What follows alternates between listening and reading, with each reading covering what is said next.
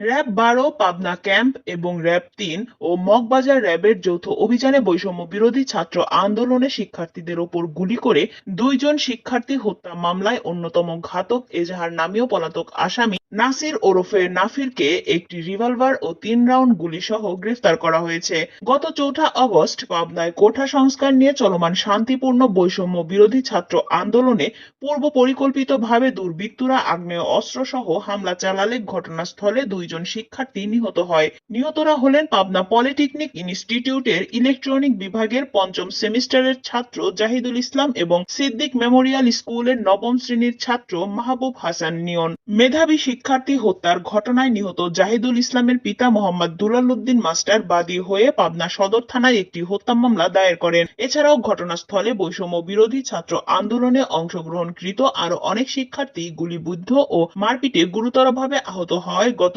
৩০ August Pabna সদর থানায় আরো একটি মামলা দায়ের করা হয়। নিরস্ত্র ছাত্রদের এই যৌক্তিক আন্দোলনে প্রকাশ্যে ভয়ঙ্কর আগ্নেয় অস্ত্রের ব্যবহার মধ্যযুগীয় বর্বরতাকেও হার মানায়। উক্ত ঘটনার পরপরই সন্ত্রাসীদের চিহ্নিত করতে মাঠে নামে পাবনা র‍্যাবের গোয়েন্দা টিম। ঘটনাস্থলের আশেপাশের সিসিটিভি ফুটেজ এবং সামাজিক যোগাযোগ মাধ্যমে প্রকাশিত ভিডিও সংস্করণের মাধ্যমে অস্ত্রধারী সন্ত্রাসীদের নির্ভুলভাবে চিহ্নিত করা হয় এবং সন্ত্রাসীদের গ্রেফতারের জন্য তথ্য প্রযুক্তির সহায়তা নিয়ে সর্বাত্মক অভিযান শুরু করা হয়। পাবনার company commander major Mohammad Ehteshamul Haque Khan এবং RAB three CPC two Moghbazar Dhaka company commander lieutenant commander Tanvir Ahmed Emon ও স্কোয়াড কমান্ডার অতিরিক্ত পুলিশ সুপার কামরুল হাসানের নেতৃত্বে র‍্যাবের একটি যৌথ আভিযানিক দল র‍্যাব ফোর্সের সদর দপ্তর ইন্টারউইং ঢাকা এর সহায়তায় তথ্য প্রযুক্তির মাধ্যমে বিশেষ গোয়েন্দা তথ্যের ভিত্তিতে ঢাকা মহানগরীর লালবাগ থানাধীন হাজারীবাগ এলাকায় যৌথভাবে অভিযান পরিচালনা করে ভিডিও ফুটেজে শনাক্তকৃত কিলিং মিশনে সরাসরি জড়িত